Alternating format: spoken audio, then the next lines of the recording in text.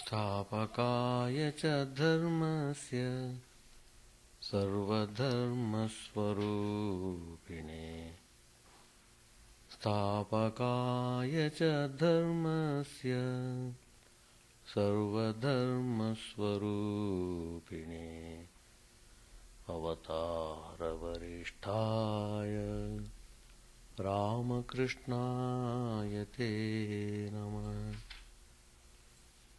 असतो मा सद्गमय तमसो मा ज्योतिर्गमय असतो मा सद्गमय तमसो मा ज्योतिर्गमय मृत्योर्मामृतङ्गमय। Om Shanti Shanti Shanti. Let us offer our salutations to Sri Ramakrishna, the embodiment of all gods and goddesses, the personification of purity and all the divine virtues, and he was very well known for his noble quality of forgiveness. The topic of today, we call this in Sanskrit Kshama.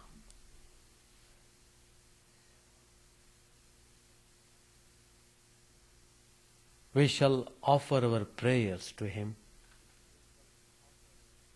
to bring peace and joy to the whole humanity.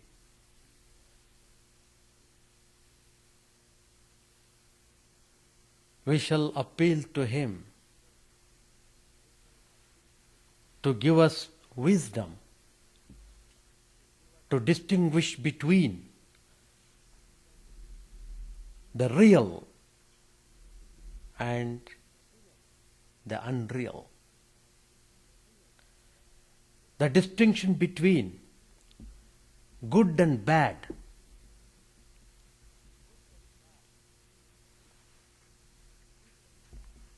Let us pray to him to lead us from bondage to freedom.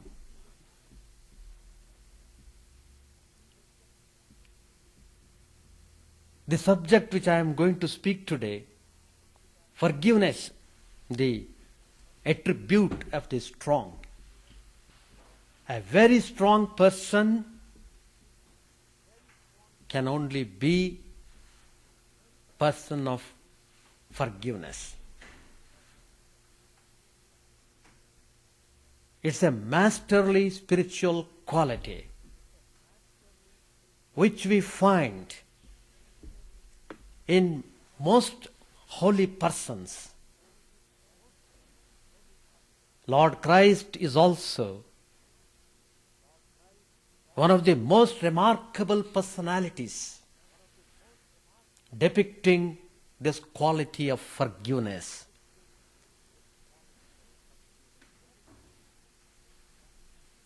This forgiveness is greased with love.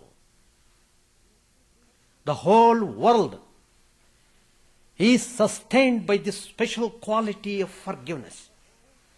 If it were not there, the whole world would have been smashed into pieces by this time. How people are indulging in all sorts of crimes and violence. Still, how God is bearing everything. How God is providing opportunity to everyone, even the most wicked one on this earth. What prompts the divine power to give this opportunity? It is this remarkable quality of forgiveness. We must note it very important aspect of spirituality. What is spirituality? Unless we manifest these qualities in our life, in our day-to-day activities. So, we can learn by seeing through our eyes how this special quality of forgiveness is manifested in nature. Take for example Mother Earth, how she is forbearing, how she is full of compassion for the whole creation, not only human beings, even the animal kingdom, plants, all lives on this earth. Mother Earth is providing food, shelter, whatnot. Everything is provided by the nature. It is because of the special quality of forgiveness. We should never forget it. We become most ungrateful. We become most wicked if we forget this special quality of forgiveness. When we construct buildings, we dig the earth, but the earth bears it patiently. That is why we offer worship. We must know the spiritual significance of offering worship, what we call groundbreaking worship, puja. Why it is done? Oh Mother, I am causing injury to you by digging the earth. Please forgive. I have to live on this earth. I have to construct a house for my living. Well, Mother is so gracious. That is the quality of forgiveness. In Bhagavad-Gita Chapter 10, Lord Krishna says, where is this special quality of forgiveness present among the human beings? You can find it present mostly in women. It is a special quality, it is a special privilege of the women. That is why they are adorable. How the mother serves children. Whatever the difficulties, whatever the insults, abuses the children might do, but the mother forgets everything. Forgets everything. She doesn't harbor any revengeful attitude towards children. I am talking about ordinary women. There may be extraordinary people who might take revenge against the children. That is a very stray case. But normally speaking, this special quality of forgiveness is present, remarkably present in women. We should note about all these things. Unless we know these things, how we practice them in our life. What is divinity after all? If we don't cherish these values in our life, what is the fun of being divine? What's the fun? So, Lord Krishna tells in the Gita, Kirti Shrirvakcha Narinam Smritir Medha Dhriti Kshama. There he mentions Kshama. Most remarkable quality. Again, in the same chapter, he tells in another place, Kshama, Satyam, Damaha, Shamaha. One who is practicing or cultivating this quality of kshama, he is very near to God. His life is worth living.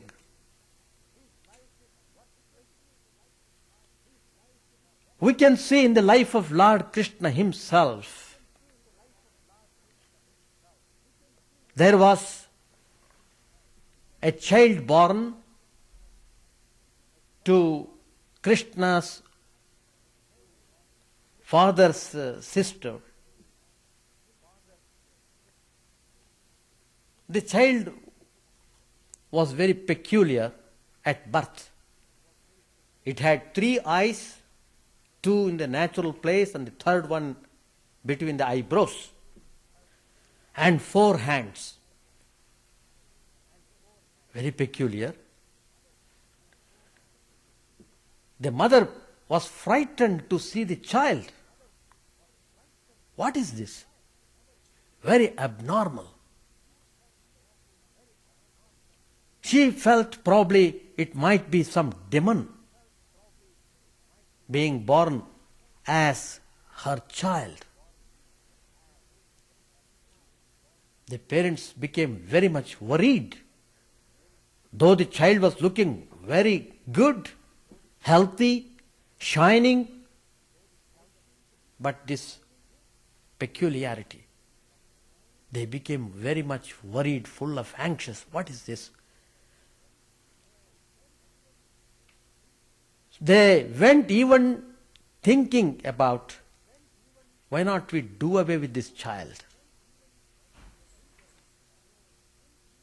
When they were so much agitated, they heard a divine voice.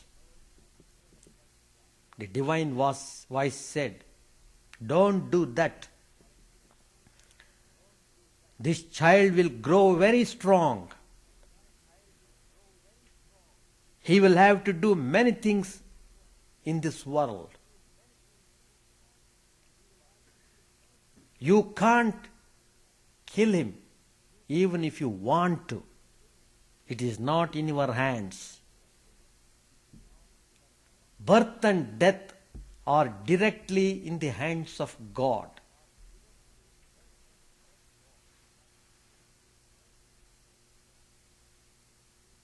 Then the parents asked, what about this peculiarity? People who would come to see the child, they might laugh over it. We feel ashamed of it. Then the divine voice again said, look, you place this child on the lap of the people who come to see the child. Supposing this child is placed on the lap of a person, by virtue of which the third eye would go and 2 extra arms would drop away, that person would kill this boy. That was the prophecy made. Well, they were royal family. They invited all friends, well-wishers, and many kings came to see the child. They brought presents. But everyone was amazed to see this special feature of this boy, 3 eyes and 4 arms, but looking very good, very beautiful. The mother would place this child on the lap of everyone, but nothing happened. The divine voice had said, the third eye would go and 2 extra hands would drop. Nothing happened. Hundreds of kings came and gone. Finally, Lord Krishna along with his brother Balaram, came to visit the child. They came with presents, everything. The parents of the child were so happy. Immediately, the mother brought the child and placed it on the lap of Krishna. As soon as it was placed, the third eye immediately disappeared. The two extra hands dropped off, indicating that Krishna would kill this boy in future. So the mother became very sad to learn this. She requested Lord Krishna to give her a boon, to save her child. Then Lord Krishna said, "Good. I will forgive him 100 times. Each time he commits the mistake that deserves death penalty. But I won't kill him. I won't. 100 times I give him opportunity. That's it." If a person cannot learn 100 times, he ceases to live.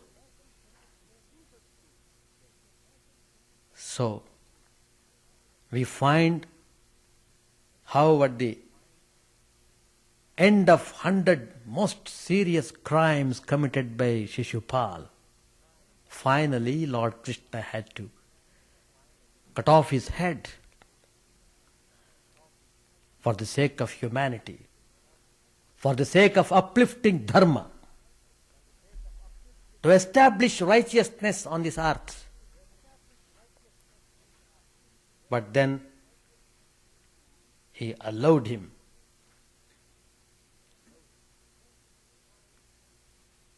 Same thing we find in the famous Ramayana also. How Sita, Janaki, the consort of Ramachandra,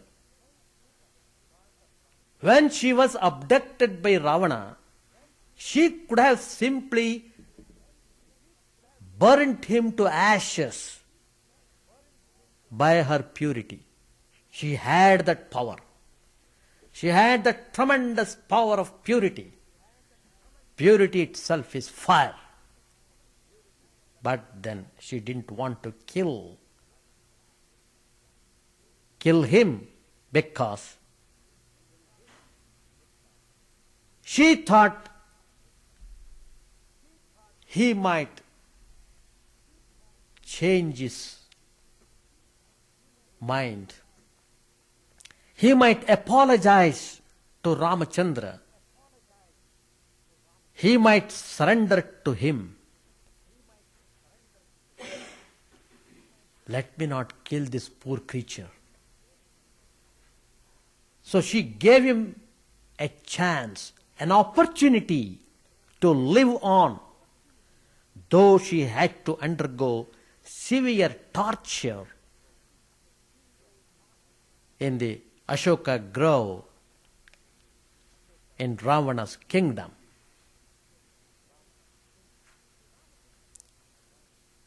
Sri Ramachandra also, you can see, he had all the divine astras in his hand. He got special training in armory by none less than Vishwamitra Maharshi. All the divine missiles were with him. He could have destroyed him without even waging a war. But he did not do that. Why? He wanted to give him chance. He sent messages to him. Because of this evil quality, the whole race would be wiped out. Why don't you mend his ways?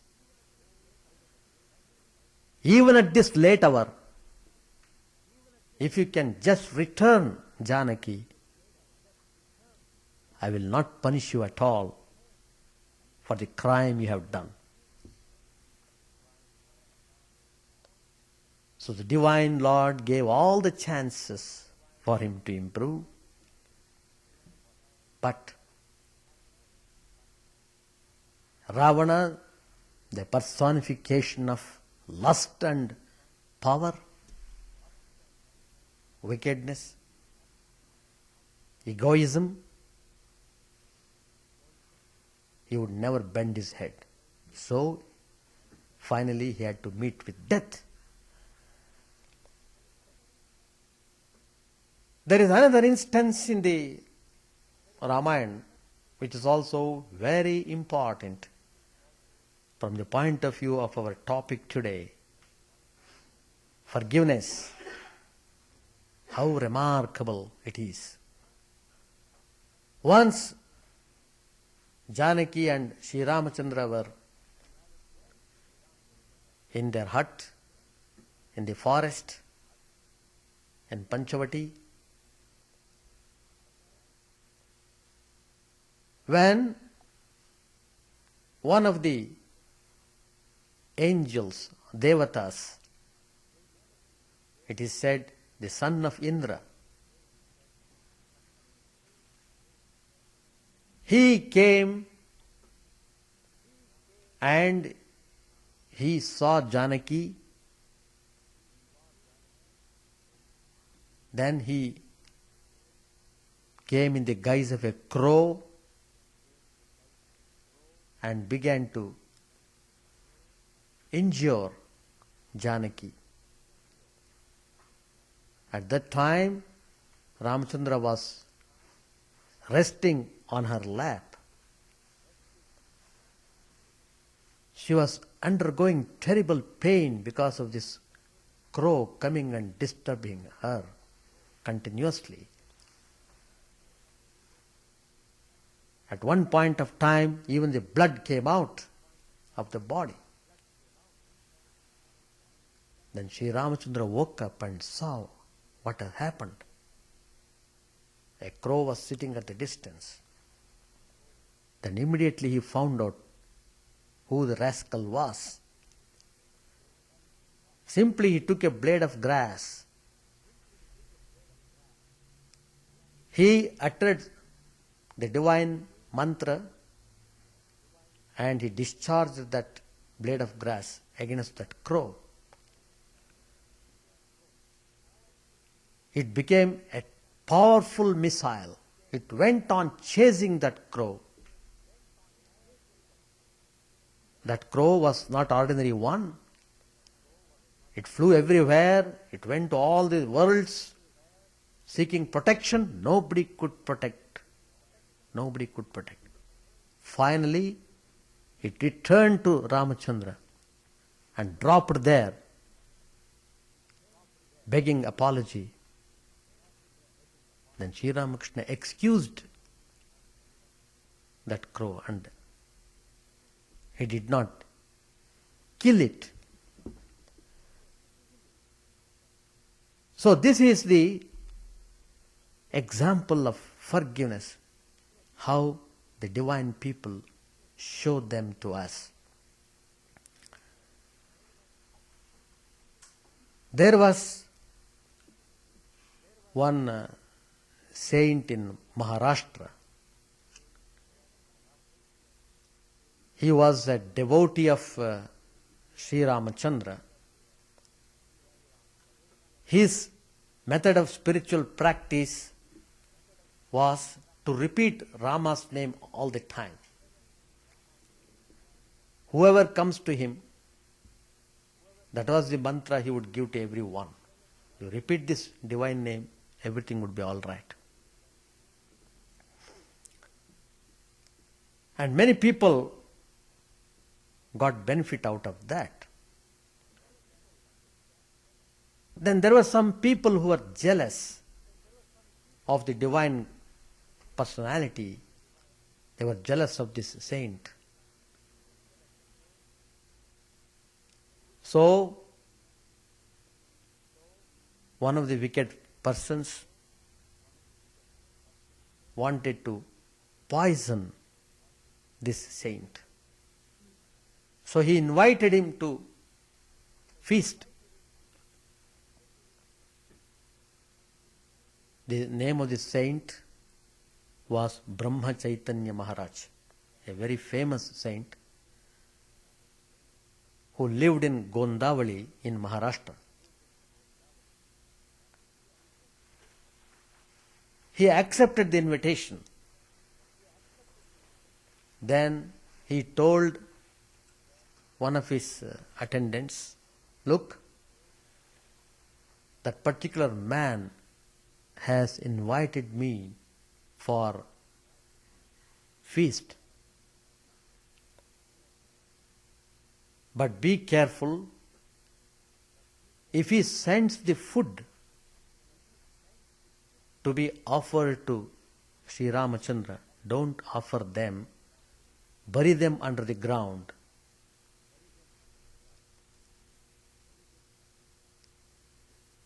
The devotees who heard it, they sensed some danger.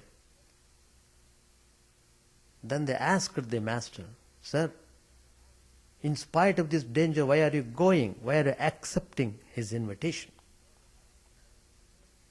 The master said, no, I am going because if I don't go, he will be sorry. Anyway, he went at the appointed time and he was served sweets. That fellow had mixed arsenic in the sweets and that was given to this saint. The saint took it.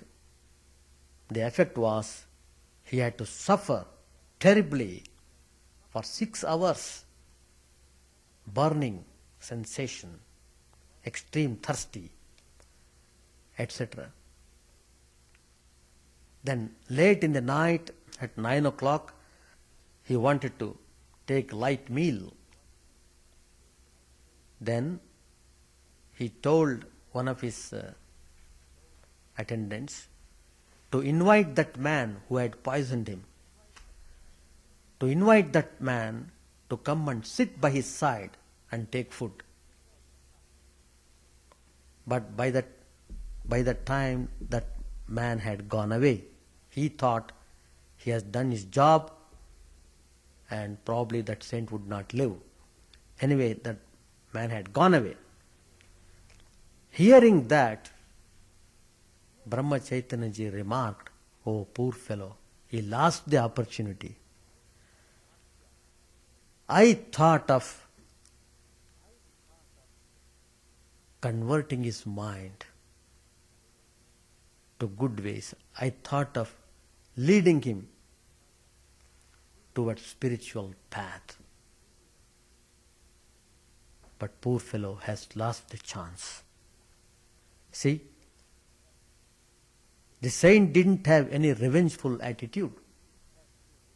If he wanted, he could have done anything for him. But he didn't. On the other hand, he wanted to save him. He wanted to make him good devotee of the Lord. So there are many instances where we find this special quality of Kshama is well manifested. The whole world is sustained because of these qualities. In Complete Works of Vivekananda, Swami Vivekananda gives an instance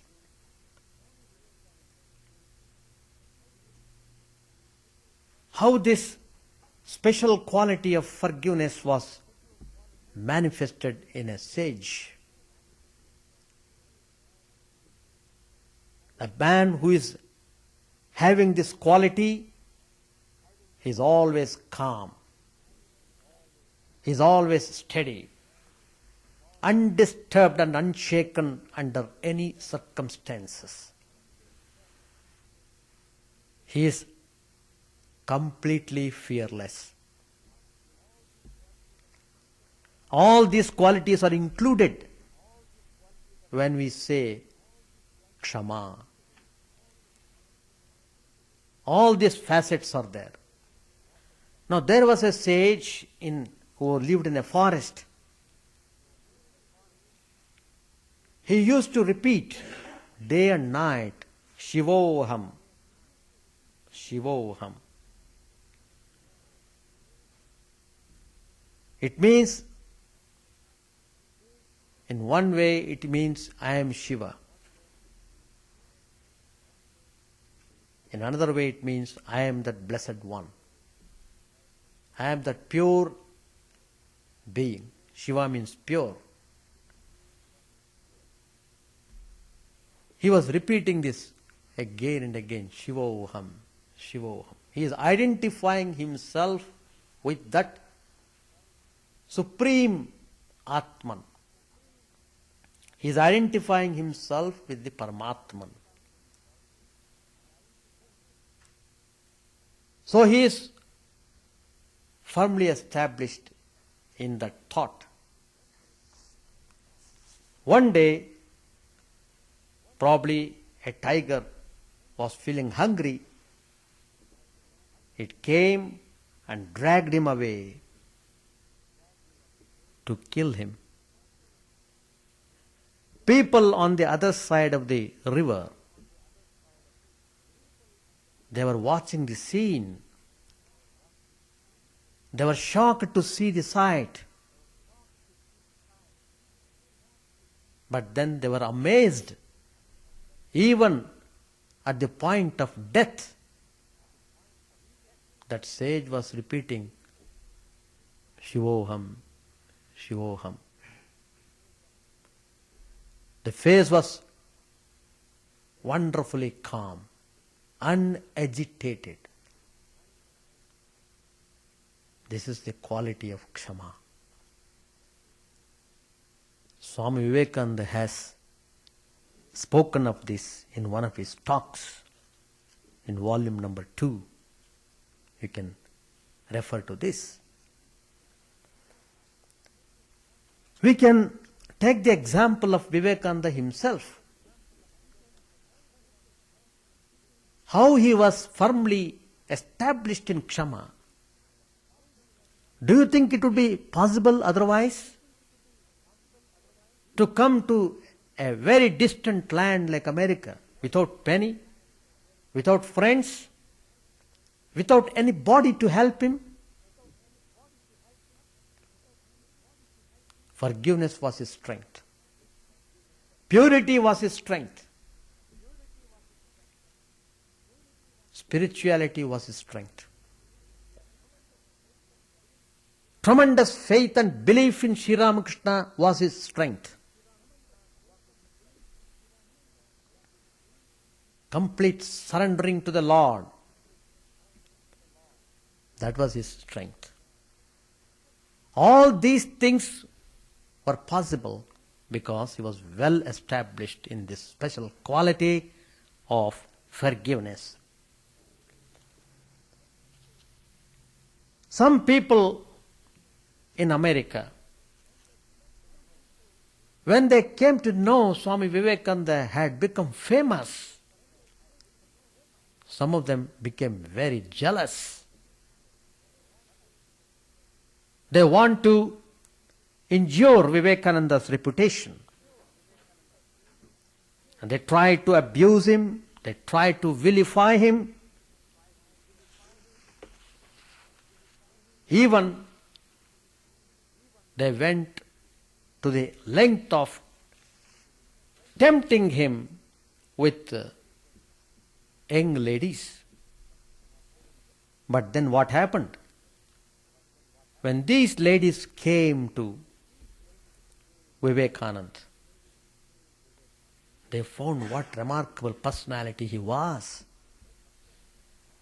They desisted when they found the Swami as simple and pure as a child.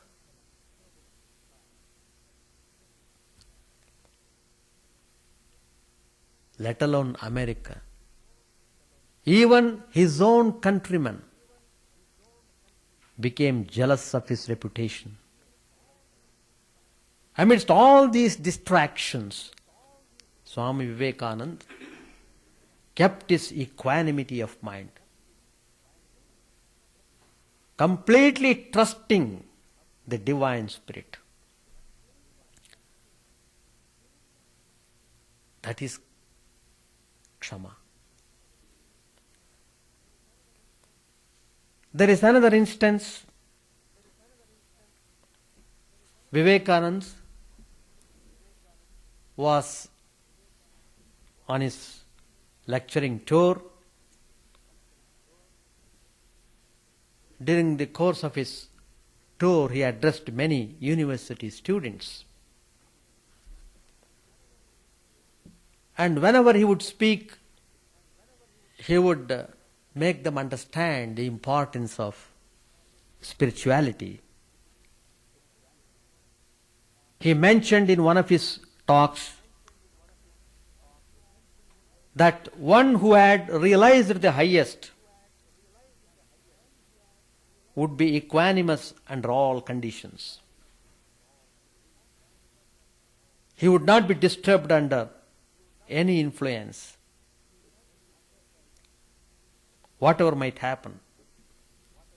He is firmly rooted in the special quality of Kshama, the forgiveness. They bear tremendous capacity to bear anything and everything. They don't retaliate, come what may. That's it. Well, when the students heard this, some of the mischievous students wanted to test him. So they invited him to lecture to them. It was a public square of their village. A temporary platform was made on which Swami Vivekananda would stand and give a talk. Swami went there, stood on that temporary platform, and he began the topic. He began to speak about the spiritual values. When he began to speak, he was totally absorbed in the subject. He is fully concentrated in what he wanted to say. Suddenly, there was a deafening noise of shots which went whizzing past his ears. Swami Vivekananda, without any feeling of disturbance,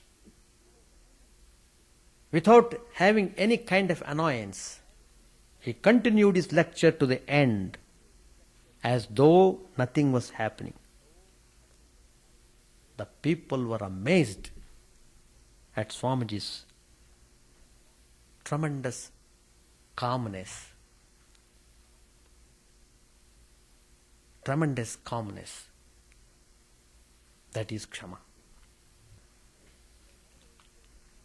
There is another instance in Swamiji's life. Once a wealthy citizen, he came to Swamiji's lecture.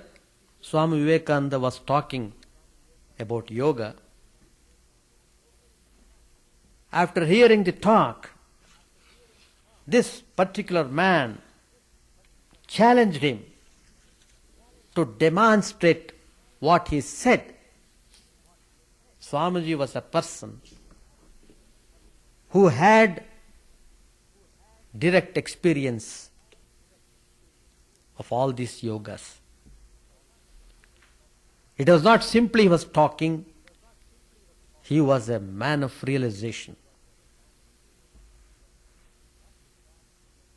What he talked, he meant actually by it. So, this man challenged Vivekananda. Well, if all this which you say be true, can you tell me what is my mental makeup? Can you tell me what is my past? You are talking, the mind has so much power. Through yoga one can comprehend anything. Let me see whether you can find out what is in my mind. Swamiji did not respond in the beginning, but this fellow insisted upon. Then Swamiji had to correct this man. So what he did? Well, he fixed his eyes. Swami Vivekananda fixed his eyes on the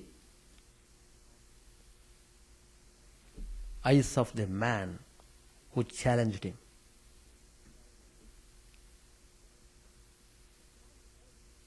The man felt as if Vivekananda is piercing him.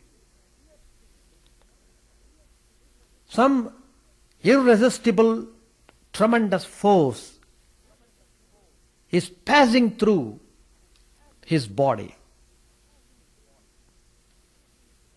The man became immediately nervous when he found these reactions in himself. His flippancy gave way to sudden seriousness. He became terribly frightened. Then he cried out, "Oh Swami, please don't do that. Please don't reveal the secrets which you might find in my mind. It seems as if my whole soul is being churned and all the secrets of my life are being called up in strong colors. Please forgive me, forgive me." Immediately Swamiji withdrew that. He kept silent and saved the man from embarrassing situation. That is Kshama.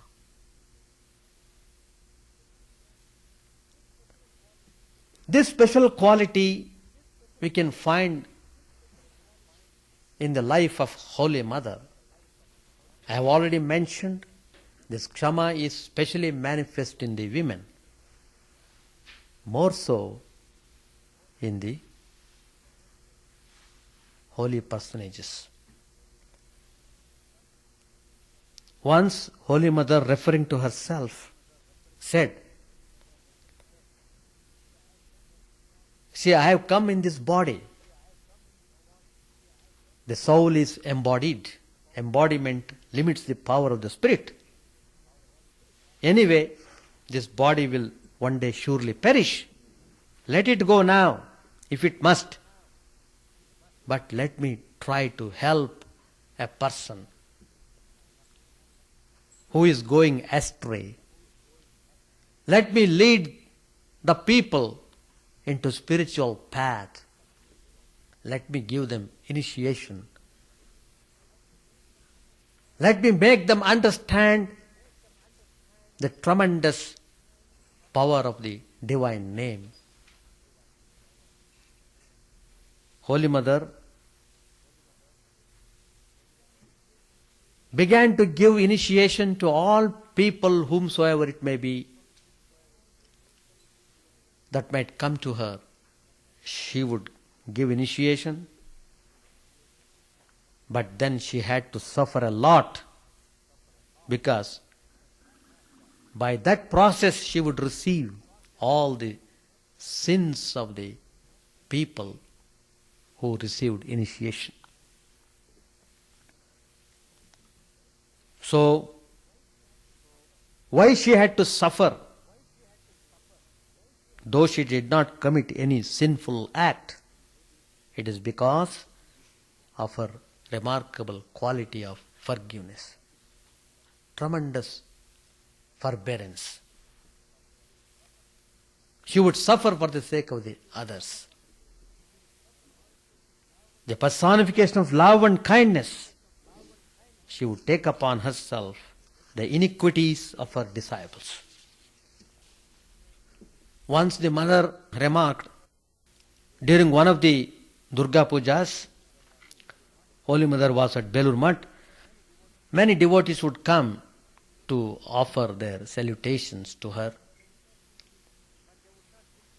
But they would not simply make salutations from a distance. They would come and touch her feet. Then only they would be satisfied. But mother would feel burning sensation in the legs. Somebody asked her why she is pouring Ganges water on her legs so frequently.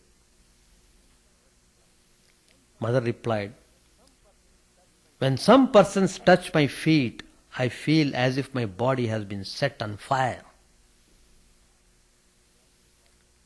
Ganges water refreshes me a little.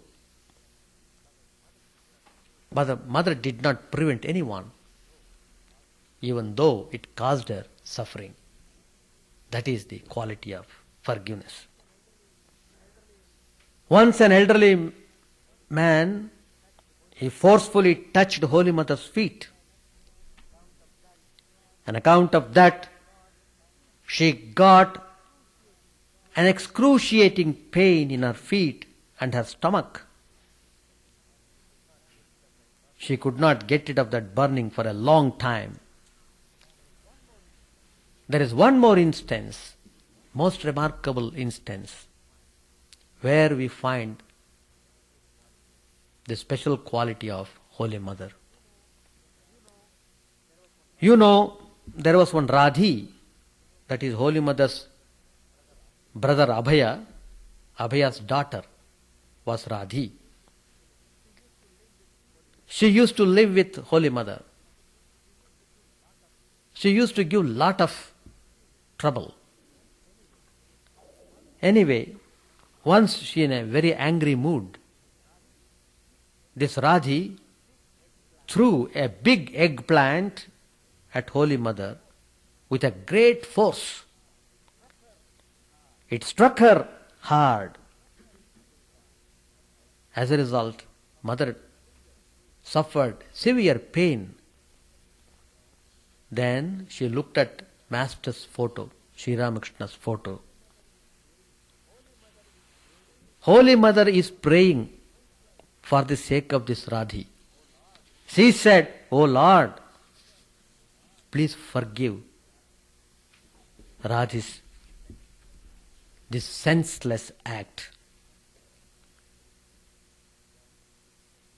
Then she said to Radhi, she said, "Radhi, Sri Ramakrishna himself never hurt me even with a rude word.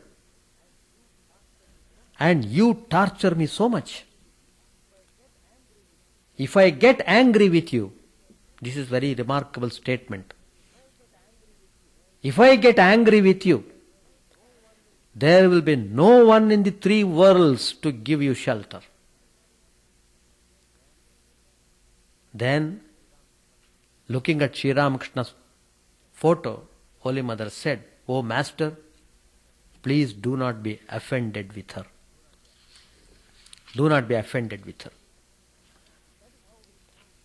That is how we find this special quality of forgiveness, specially manifested in Holy Mother.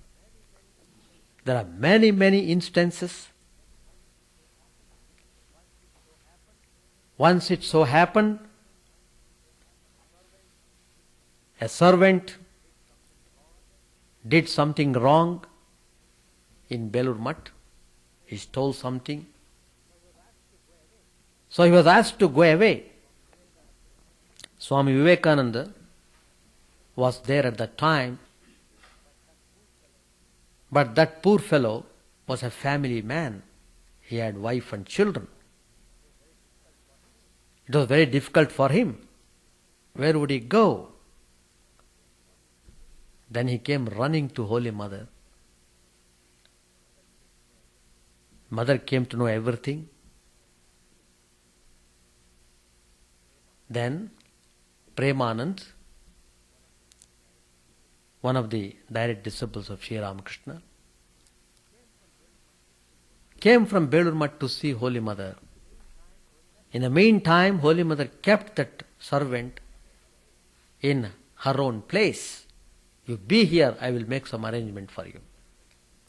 When Premananda came, she said, look here, the man whom he has asked to go away is very poor. He is very poor. World is full of misery. You are monks who realize very little of it. Take him back. When Swami Vivekananda heard this, he never said anything. When Mother has said, then that is the final.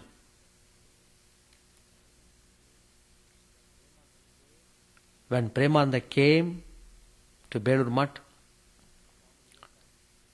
Swami Vivekananda bursts out, look at Baburam's thoughtlessness. He has brought that fellow again. Swami Premananda then explained everything. When Swami Vivekananda came to know that Holy Mother has given instructions to take that servant back, Swami Vivekananda kept silent. So there are many, many instances to show that what a remarkable quality this forgiveness is. What is this householder's life? It is very important for all the people who live a family life to cultivate this habit of forgiveness. It is because you are lacking in this quality, we find lot of tension and friction between husband and wife, between parents and children. There is disharmony in the house. Why? Because we have forgotten this glorious nature of forgiveness. If the parents do not cultivate that habit of forgiveness, how can you expect the children would cultivate the values in life? If husband and wife do not cherish the value of forgiveness, how it is possible to have a good, happy home? So we must give serious thoughts to these things. It is very important for all of us to practice some of the values in our life. Money is not the only thing. Money comes and goes. But what is important is how we have lived the life. Are we living a life of harmony? How many times in a day we become restless? How many times we become terribly upset, agitated over trivial things, trivial matter. Each one should judge oneself. They should know, unless they practice all these qualities in life, no home can become happy home. So it's all to be earned by everyone, by every family. Let each family become ideal in that respect. Holy Mother, Sri Ramakrishna, Lord Christ, they are all examples to show how to maintain our life based on spirituality. If be worldly doesn't matter, but don't forget your spiritual nature, which is more important. So, let us pray to the Divine Lord to give us strength to bear everything, to face all the situations, and to carry on this life's journey and reach the final goal successfully. Thank you all. After this class, we have got Bhagavad-Gita chanting at 12:30 p.m. at the Shivananda Hall. One cassette has been made on Holy Mother, and some bhajans also are included in that. Those of you who are interested may take those tapes. The benediction: may our learned mothers inspire us with their righteous deeds. May the learned people of noble thoughts guide us. May the omnipresent Om bring us peace and healthy life.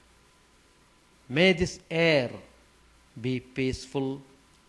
Om, peace, peace, peace be unto all. Now this English translation is done from the Sanskrit verse which I am reciting now. This is from Rig Veda. Shanno aditir bhavato vrate bhishanno bhavantu marutas svarkaha shanno vishnu samupushano astu shanno bhavitram samvastu vayuhu. Om Shanti Shanti Shanti. Harihi Om Tat Sat. Sri Ramakrishna Arpanamastu.